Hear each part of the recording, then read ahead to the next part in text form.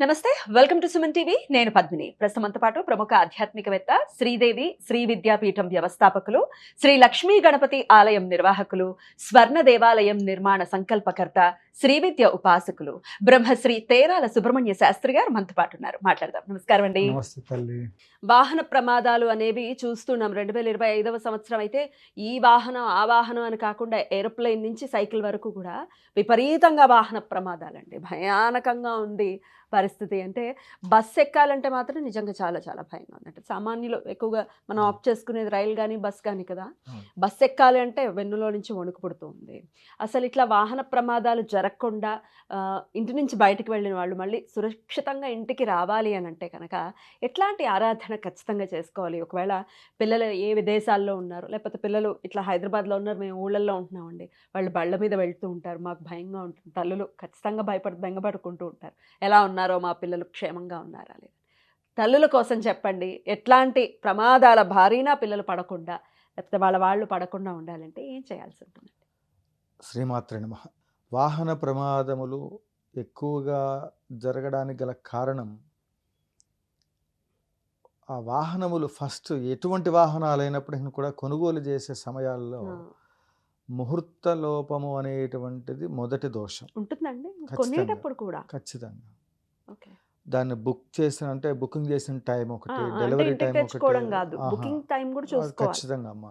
అట్లనే ఎవరి పేరుతో తీసుకుంటున్నారు, వారికి అసలు ఆ యోగం ఉందా లేదా, ఇవేవి పరిశీలన లేకుండా వాహనాల ద్వారా ఆ ముహూర్తంతో డెలివరీ అయినప్పుడు, ఇంతకుముందు కూడా మనం వీడియోలో చెప్పాం, ఇంటికి ఒక ఆయు ప్రమాణం ఉంటుంది, మనిషికి డేట్ ఆఫ్ బర్త్ ఉన్నట్టుగానే దేవాలయాలకు కూడా ప్రతిష్ట సమయంలో అవన్నీ కూడా డేట్ ఆఫ్ బర్త్ బట్టి ఆ కొన్ని దేవాలయాలు వాళ్ళకి ఆ యోగం పడుతు అంటే మంచి అదృష్ట సమయం గురుమహర్దశలు ఎలా వచ్చే టైంలో తొందరగా ఉందనుకున్న ముహూర్తంలో ఆ గుడి తొందరగా ఎదుగుతుంది. అట్లనే వ్యక్తిగత జీవితంలో కూడా గురుమహర్దశలు జాతకంలో గ్రహ ఫలితాలని కూడా బాగా ఉన్నట్లయితే వాళ్ళ జీవితంలో అత్యద్భుతంగా ఉంటారు. అట్లనే వాహన సమయంలో కూడా నేను పలానా సమయంలో వాహనం కొనుక్కున్నానండి, సెంటిమెంట్ అండి, అది కొన్న దగ్గర నుంచి అద్భుతంగా ఉందంటారు. అంటే ఆ టైంలో ఆ ముహూర్తంలో ఉండబడే బలం, ఇవన్నీ వెరసి మొత్తం మీద మనం గమనించవలసిన అంశం ఏంటంటే ముహూర్తానికి శాస్త్రానికి మనం చేసే దినచర్యలో ప్రతి అంశానికి ముడిపడి ఉంది. ఇవన్నీ ఎలా ఉన్నప్పటికీ కూడా వాహన ప్రమాదములు నిన్న వరుసన వారం రోజులు బట్టి చాలా తీవ్రంగా ఒక అక్క చెల్లె వాళ్ళు ఫ్యామిలీ చాలా నేను చూస్తుండగానే వాళ్ళకి యాక్సిడెంట్లో వాళ్ళు ప్రాణాలు కోల్పోయిన వాళ్ళు ప్రయాణాలు అటు ఇటు తిరుగుతున్నప్పుడు నేను చూస్తూ ఉన్నాను. ఇవేవి జరగకుండా ఉండాలి అంటే ప్రతి ఒక్కళ్ళు కూడా భగవత్ ఆరాధన ప్రతినిత్యం ఎంత బిజీ అయినా ఉండనివ్వండి, కాస్తైన రామనామ జపం, తర్వాత సుబ్రహ్మణ్యేశ్వర స్వామి వారి అర్చన, అదేది లేదు మనకి చేత కాదు, కనీసం ఏడుకొండలవాడ వెంకటరమణ గోవింద అని ఆ కలియుగ ప్రత్యక్ష దైవాన్ని స్మరణ చేసుకొని ఇవన్నీ చేసి భగవత్ ఆరాధన చేసి ఉన్నప్పటికీ కూడా ఈ ప్రమాదాలు జరగకుండా వాటిని ఆపాలి అంటే ప్రతి ఒక్కళ్ళు కూడా కలి ప్రభావంలో ఈ ప్రకృతి వైపరీత్యాలలో రీత్యా కావచ్చు, ఆరోగ్యరీత్యా అవ్వచ్చు, లేకపోతే ఇతరత్ర కారణాలు ఏవైనప్పటికీ కూడా ఈ జీవకోటికి సంబంధించినటువంటి మరణాల యొక్క శాతం పూర్తి స్థాయిలో ఆయు క్షీణంగా ఉండే విధంగానే గ్రహగతులన్నీ కూడా కనిపిస్తూ ఉన్నాయి. మీరు అనుకుంటారు వాహన ప్రమాదాలు జరుగుతున్నాయి అనుకుంటారు, మనం ఇప్పుడు స్టూడియోలో రికార్డింగ్ చేస్తున్నాం, హాస్పిటల్స్లో ఎన్ని ప్రాణాలు ఎన్ని కొట్టుమిట్టాడుతుంటాయో, అట్లనే ఒకళ్ళు రాగద్వేషాలతో ఎవరెవరు కొట్టుకుంటున్నారు అమ్మ. పడుకొని నిద్రపోయే లేచేలోపు ఈ ప్రపంచంలో ఎవడు పని వాడు దేనికోసం పాకులాడేవాడు దానికోసం ఇబ్బంది పడుతూ ఉన్నాడు. వీటిని అన్నిటినీ మార్పు తేగలిగేది కేవలం యాగములు మాత్రమే. యాగముల ద్వారానే ఇలాంటి సమస్యలన్నిటికీ పరిష్కారం లభిస్తుంది. ఇప్పటికి నేను యాగాల ఖర్చు పెట్టిన డబ్బులతో అద్భుతమైన దేవాలయాలు ఒక 10-20 కట్టవచ్చు. కానీ అసలు మీరే సెటిల్ అయిపోయి ఉండొచ్చు బ్రహ్మాండంగా కదా, మీరు ఇంకా వేరే ఏం పని చేయాల్సిన అవసరం లేకుండా రోజుకు హాయిగా 2 జాతకాలు చెప్పుకొని రోజుకో Exactly. 10,000 అపాయింట్మెంట్ ఫీ పెట్టి నేను జాతకాలు చెప్పాను చేసి Exactly. చేసుకోవచ్చు. కానీ ఇక్కడ హోమం చెయ్యాలి చెయ్యాలి అని ఎందుకు చెప్తున్నారు చెప్తున్నా యాగాలు. అంటే ఉమ్, భగవంతుడి దగ్గర ఆ ఉండబడే తపోశక్తి దేవాలయాల్లోది భక్తులు వెళ్ళి కోరి కోరి కోరి కోరి ఎవరి కామ్యాల కోసం వాళ్ళు ఇప్పుడు తిరుమలలో అన్ని నైవేద్యాలు పెడుతూ అంతంత పూజలు చేస్తున్నారంటే ఎప్పటికప్పుడు ఆ దైవశక్తిని మళ్ళీ అనుష్ఠాన బలాన్ని పెంచుతున్నారు. మరి మన దేవాలయాల్లో మనం కాస్తంతో కేజీ పెసరపప్పు బియ్యం ఇచ్చి నైవేద్యం పెట్టమంటే అది ఏం సరిపోతుంది?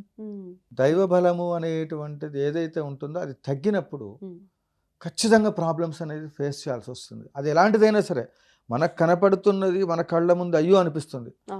వీటికి తగ్గట్లుగా ఇవాళ లోన్లు వస్తున్నాయి, వాహనాలు పిచ్చి పిచ్చిగా కొనేస్తూ ఉన్నారు. ఇక ఇప్పుడు రాబోయే కాలంలో మనం చెప్తున్నా స్వర్ణాలయంలో హెలికాప్టర్ పెట్టడానికి కూడా ప్లాన్ రెడీ చేయండి రా అంటున్నా. అంటే హెలిప్యాడ్ అది కూడా ఎందుకంటే ఇంటికో హెలిప్యాడ్ వస్తే రేపు పొద్దున భవిష్యత్తులో సుబ్రహ్మణ్య శాస్త్రి ఇన్ని పెట్టాడు అది పెట్టలేదు అంటారు అని అది కూడా ఉందా ప్లాన్ లో పెట్టాం. అది కూడా ప్లాన్ చేయడం అంటే ఆ రకంగా వచ్చినా కూడా ఇబ్బంది లేకుండా ఆ 90 ఎకరాలలో వనమూలికలు గోశాల ఇవన్నీ పెడుతూ ఎంత చేస్తున్నామంటే ఈ ప్రాజెక్ట్లో మన చుట్టూ ఉన్న సమస్యల్ని కంట్రోల్ చేయగలిగేది కేవలం ఆ ముక్కోటి దేవతా స్వరూపమైనటువంటి రాజశ్యామల అమ్మవారు. ప్రతి నియోజకవర్గంలో యాగాలు చేస్తూ ప్రతి వాళ్ళు కూడా వాహనానికి సంబంధించి ప్రమాదాలు జరుగుతున్నాయి లేకపోతే వాటి వల్ల మనకు ఇబ్బంది ఉంది అనుకున్నప్పుడు మీకు ఒకే ఒక మంత్రాన్ని అది లైవ్లో చెప్పలేను, మీరు యాగశాలకి అంటే యాగ సమయంలో పూర్ణ తర్వాత ఇప్పుడే అందరు చేయకండి, వాట్సాప్ కూడా ఫుల్ అయిపోతూ ఉంది. అలా కాకుండా మీరు ప్రత్యక్షంగా వచ్చి ఉపదేశం తీసుకోవటం అనేటువంటిది చాలా మంచిది. అలా రాలేనటువంటి వాళ్ళు తప్పని పరిస్థితి అయితే ఫోన్ చేయండి. అది కూడా ఫోన్ చేసే సమయం అర్చనా సమయంలో చేయకండి. ఉదయం పూట 12 తర్వాత దగ్గర నుంచి మీ ఇష్టం. ఉదయం పూట 12 వరకు నాకు అర్చన పూజల హడావిడి ఉంటుంది. ఈ ఉపదేశ కార్యక్రమం సమయంలో వాటికి సంబంధించిన దాంట్లో నేను తప్పకుండా కొన్ని మంత్రాలని సాధనాపూర్వకంగా చేసుకునే ప్రయత్నం చేయండి. ఆ మంత్ర సాధన ద్వారా ఎలాంటి ప్రమాదాలు జరగకుండా నా వంతు ప్రయత్నం నేను చేసి మీకు ఆ అమ్మవారి అనుగ్రహం లభించే విధంగా చెప్తాను. అద్భుతం అండి. అయితే అది మంత్రాలు అంటే యూట్యూబ్లో రకరకాలుగా చెప్పేస్తూ ఉంటారు, అట్లా యూట్యూబ్లో చూసేయటం చేయటం లాంటివి చేయకూడదు. గురుముఖతగా తీసుకోవాల్సిన ఆచారం ముహూర్తం కూడా ఉంటుంది. దాన్ని బట్టి సంస్కారాలు చేసి అద్భుతం అండి. మరి అలా తీసుకోవాలి, ప్రమాదాల బారిన పడకుండా ఉండాలి మా కుటుంబం అనుకుంటే కనుక ఖచ్చితంగా కాంటాక్ట్ చేయండి. దీనికి మళ్ళీ ఏమన్నా మీరు దక్షిణ తాంబూలాలు అసలు ఏం అవసరం లేదు. దీనికి కూడా స్పష్టంగా ఏంటంటే ఎవరికి చెప్పిన ఒకటే, మీ ప్రాంతంలో మీ దేవాలయంలో మీ ఊర్లో ఉండబడే పురోహితుడికి మీరు ఏదైనా చేతనైంది చేయండి. బ్రాహ్మణుడు గోవు ఈ 2 కన్నీరు పెడితే భూకంపాలు ప్రకృతి వైపరీత్యాలు వస్తాయి. సనాతన ధర్మం పేరుతో మనం ముఖ్యంగా కాపాడుకోవాల్సింది ఆధ్యాత్మికమైన సంపదలో ఉండి వాటిని నిరంతరం కాపాడుతున్న అర్చక వ్యవస్థలో ఉన్న బ్రాహ్మణుల్ని పురోహితుల్ని వాళ్ళకి ఎలాంటి ఇబ్బందులు లేకుండా చూశారంటే మీరు ఎన్నో యాగాలు చేసినంత పుణ్య ఫలితం. కాబట్టి ఈ కార్యక్రమంలో మీరందరూ కూడా గమనించవలసింది ఏంటంటే ఇవాళ సమిధలు కొనాలి అంటే చాలా కష్టం. ఇక్కడ కొబ్బరికాయలు ఎందుకు ఉదాహరించాల్సి వస్తుందంటే ఆ కొబ్బరి పెంకుతో అంటే అగ్నిహోత్రుడు ఎప్పుడు ప్రజ్వలిస్తూ ఉంటారు, అద్భుతమైన సువాసన వస్తుంది, గణపతికి ఎంతో ఇష్టం. కాబట్టి యాగ ద్రవ్యాలు ఇవన్నీ అందించండి. మీరిచ్చే గురుదక్షిణ అదే యాగ ద్రవ్యాలు, యాగానికి కావలసినవి. నా మనస్సంకల్పం స్వర్ణాలయం నిర్మాణం అవ్వాలని మనం అందరం కలిసి చేస్తే కానిదంటూ ఏది లేదు. చాలా చాలా అద్భుతంగా వివరించారండి. కృతజ్ఞతలు. సంతోషం. నమస్కారం. కామాక్షి.